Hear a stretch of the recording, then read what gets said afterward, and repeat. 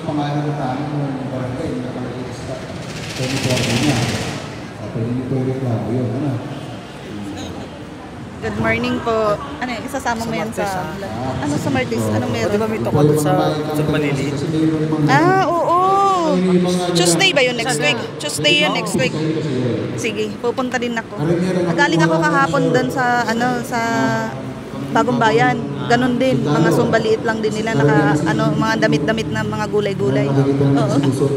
Sige. Sabi po, sinasabi namin, bakit nagsusuot niyan? Idadamay ko kayo. Uy, nakarating ka, ano? Hindi ka hindi ka lumarga. Nagpaalam ako saglit. Ah. Hindi mo pwedeng iwanan si Kap dito.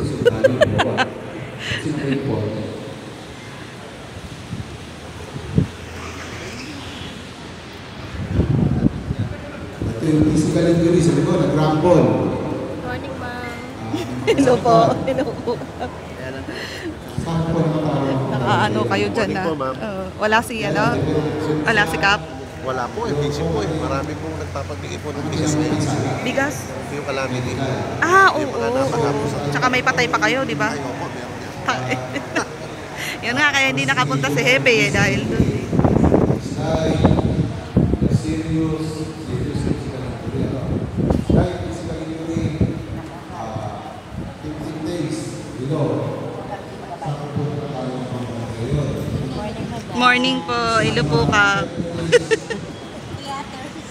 Puyat. Puyat na tayo. High blood kahapon eh, no?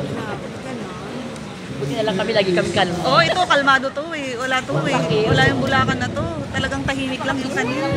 Yes. Ano bang pinapakain mo doon, Kap? Ba't to parang low blood lahat ng tao doon? Wala high blood. Wala silang karapatang magalit. Oo, wala talaga. Diyos ko po. Marunong lang kami magdala. Mabait sila. Oo. Yung sa amin kasi puro sumbong eh. Mabait lang sa ang barangay ng Bulacan. Sumbong-sumbong. Hindi mo kasama si Kap?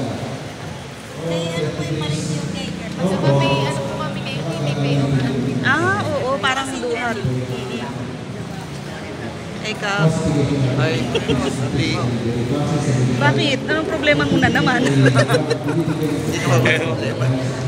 Bakit? Tumahan ko ng video, send ko kay sir. Eh, baka mamaya pa naman makapunta. May patay kasi. Oo, may patay kasi ang duhat eh. Eh, mahirap. Wala yung kamag-anak dito. Sa, ano pa, sa, ano to, Isabela. Eh, paano yung Soko doon? Di naka, ano yung tao doon? Aantayin pa. Kahirap. 15 days pass. Hello po. Unlawful arrest. Ito po yung mga ano. Wala, nag-iikot lang. Oh, nagbibilang na to. Tapos na tumamaya. Uwi na yata kayo ah. Ang mga unlawful arrest po kasi, nako. Nang pag-arrest. Depende po sa ginulik niya. Tapos iniwan pa hanggang dati. Critical yung